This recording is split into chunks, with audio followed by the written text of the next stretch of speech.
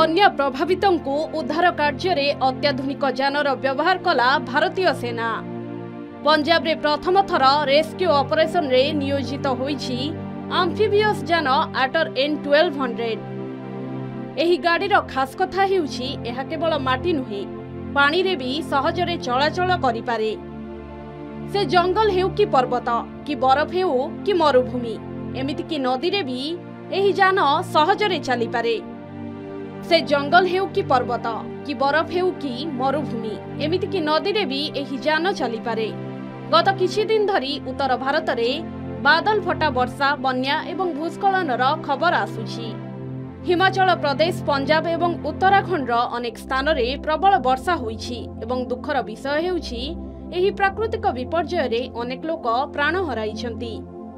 अमृतसर रे मध्य परिस्थिति गंभीर होइथिला। एठारे जलस्तर वृद्धि पाइबा जोगो अनेक लोक निज घरे फसी रहिथिले, किंतु भारतीय सेना उचित समय रे लोकों को उद्धार करिबा पई आटर N1200 SMV व्यवहार करिथिला आउ शह शह लोकों का जीवन बंचाइथिला एही अत्याधुनिक जान।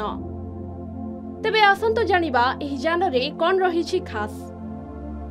बन्या प्रभावित पंजाब अमृतसर रे उद्धार कार्य रे सहायता करिबा पई भारतीय सेना advance utter N1200 specialist mobility जान SMV नियोजित करिथिला।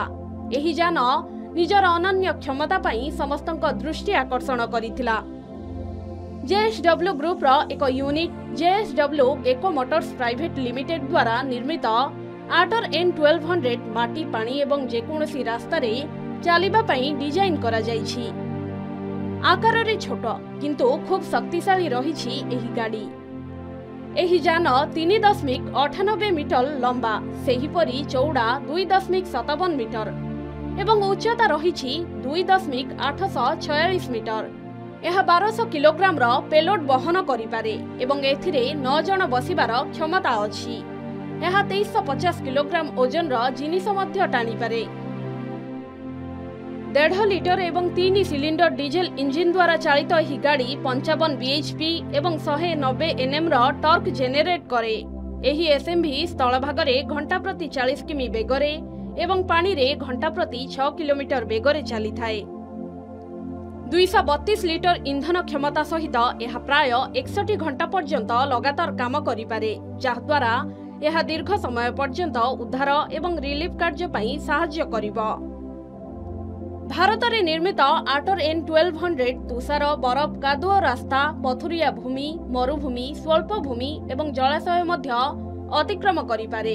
यह -40 डिग्री सेल्सियस रु +45 डिग्री सेल्सियस पर्यंत पागरे कार्य करि पारे एवं कुहुडी वज्रपात प्रबल वर्षा एवं तुषारपात रे मध्य यह काम करि पारे। जो गाड़ियां अभी अमृतसर में यूज हो रही हैं वो हमारी अपनी कंपनी की गाड़ियां हैं जो हमने as a humanitarian aid administration को प्रोवाइड करी हैं। इनके साथ की गाड़ियां आर्मी के पास भी हैं जो कि बॉर्डर्स पे डिप्लॉयड हैं, पर ये जो 4 गाड़ियां काम कर रही हैं हमने वहां पर कंट्रीब्यूट किया as a support to the administration. इनकी खूबी ये है कि ये किसी भी टेरेन पे चल सकती हैं, चाहे वो पथरीला इलाका हो, चाहे वो बर्फ हो, चाहे वो रेतीला इलाका हो, और यहाँ तक कि पानी में तैर भी सकती हैं। आए जो फ्लड्स हैं उनके अंदर ये जो जमीन से पानी में ट्रांजिशन करना और वापस जमीन पे आना, ये एक बहुत स्पेशल फीचर है जो कि इनको बोट से ज्यादा एडवांटेज देता है, क्योंकि बोट्स जो हैं वो पानी में फ्लोट तो करती हैं, पर जब वहां पर बीच में कहीं कोई बांध आ जाए या कोई जमीन आ जाए तो वो आगे जा नहीं पाती हैं। वेरएज़ इस गाड़ी को कोई प्रिपरेशन नहीं करनी पड़ती, उसी अपनी कैपेबिलिटी में वो ट्रांजिशन कर सकती है फ्रॉम लैंड टू वाटर। और इसके चलते काफी सारे लोग हैं जिनको ये जाके घरों से रेस्क्यू करके ला पाई, जहाँ की बोट्स नहीं पहुंच पाती हैं। भारतर प्रतिरक्षा मंत्रणालय 250 कोटी चुक्तिनामा अधीन 96 यूनिट प्रारंभिक ऑर्डर देथिला एवं एही गाड़ी को 2024 गणतंत्र दिवस परेड रे सार्वजनीन भाव में प्रदर्शित करा जायथिला। सिक्किम भली दूर दूरांतर अंचल रे पूर्वरु नियोजित होइथिबा एही SMV एबे पंजाब रे बन्या सहायता प्रयास रे गुरुत्वपूर्ण भूमिका हासिल करी समस्तक दृष्टि आकर्षण करिछि। रेस्क्यू ऑपरेशन रे एही जानर बेस गुरुत्व थिबा बेले युद्ध समय रे एहा दायित्व प्रतिपादन करिबारे मध्य सक्षम। ब्यूरो रिपोर्ट के न्यूज ओडिशा।